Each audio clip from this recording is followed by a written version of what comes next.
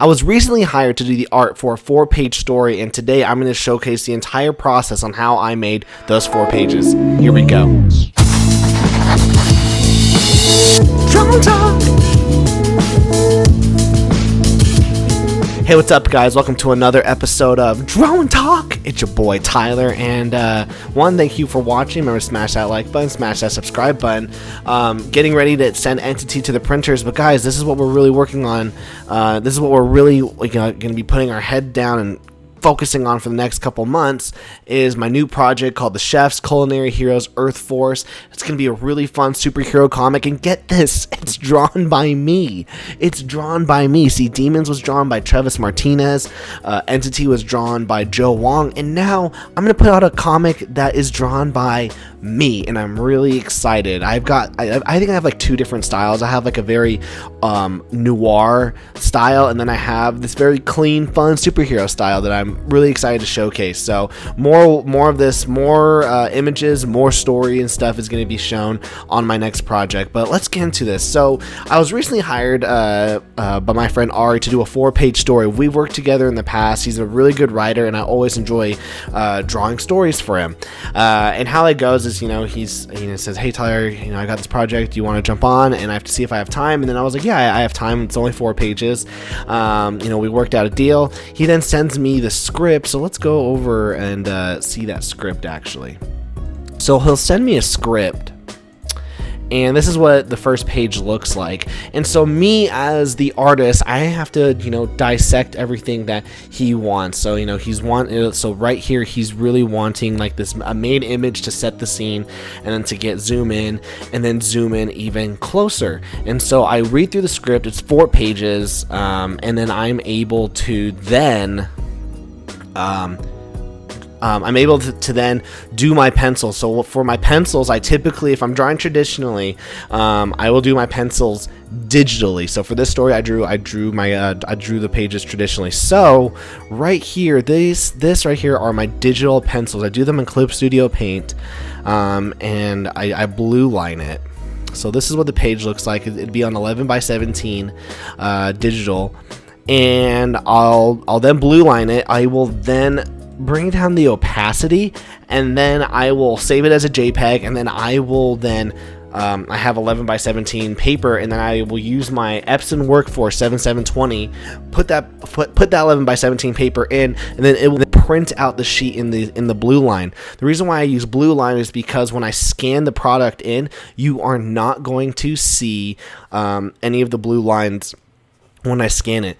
And so once I have the blue lines, I then go into inking the pages traditionally, and I use microns. I use Dr. Paige Martin's black ink matte, and I use a Pentel brush pen.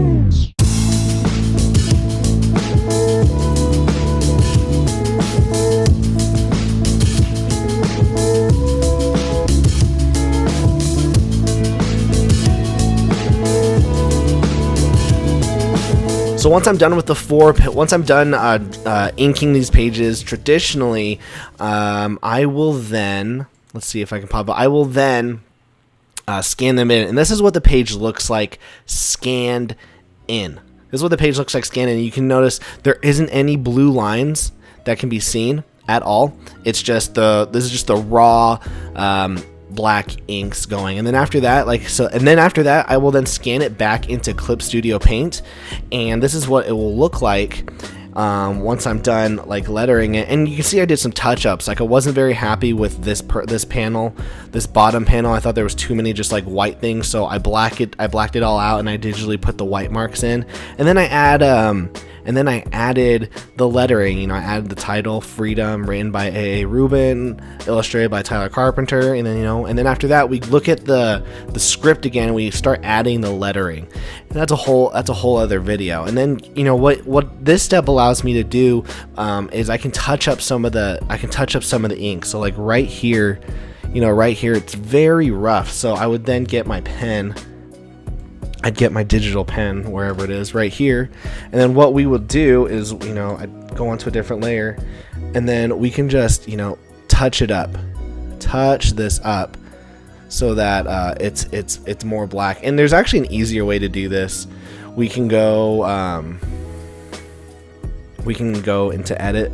We can edit the layer, and then you go into what's it called, tonal correction, and we go level correction. And after that, you can just, we can really mess with how dark the black inks are. So that's what I'll need to do after. That's what I do. I do the touch-ups after I'm done lettering. And then this is a black and white comic. If this had been a color comic afterwards, what I would do then is I'd multiply this layer, and then I would just start getting to coloring.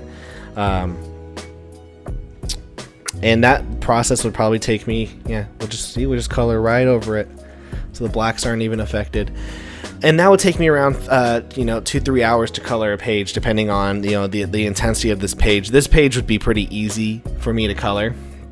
So if we run through that all again real quick, you have me getting the script, I then digitally pencil it, I then traditionally ink it, scan it, touch the page up, and then I letter it. And then if there's a final coloring stage, I'll do the final colors. Lettering is always, for me, the last step. It's always the last step. That's what I do. And if we look at some of the pencils, for me, it's really important.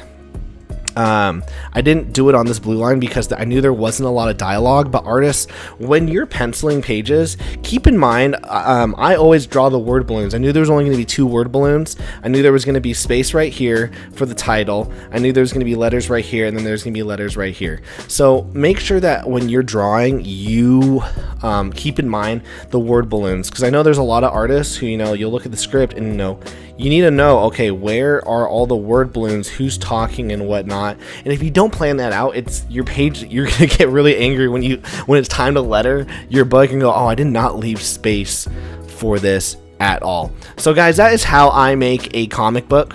That's how I draw a page traditionally. If I do it digitally, it's kind of the same way. I still do the blue lines, and after that I ink over it digitally. The real benefits of me doing digital work is that I can just do it all in one space. It's a lot quicker, to be honest. I can hit that undo button. The reason why I'll do traditional pages like this, I just like to get messy sometimes with the ink. I like to have a silly goose time with the ink, get messy. I like to just get my hands all dirty and whatnot. But with digital, you can do so many cool things digitally that you can't traditionally. So, like, for example, let's pull this up. Like right here, I was able to blur the background, and I can put an overlay image. I can do an overlay layer on the superhero powers and whatnot, and that's stuff that you can only do digitally. So it really depends on the story. If I do a crime noir, I'll try to do it traditionally, or at least when I do it digitally, keep to those same rules. So guys, thank you guys so much for watching. I hope that was helpful. If you have any questions, let me know in the comments. And then one of these days, maybe we'll do a live stream, and I will, head on go into depth on the process. But it's pretty simple. Read the script, do the pencils, print them out on my printer, digitally, traditionally ink over them. That's where I do a lot of the bulk work. Scan them in, letter it, bada bing, bada boom. All right, remember to smash that like button, smash that subscribe button. Cool.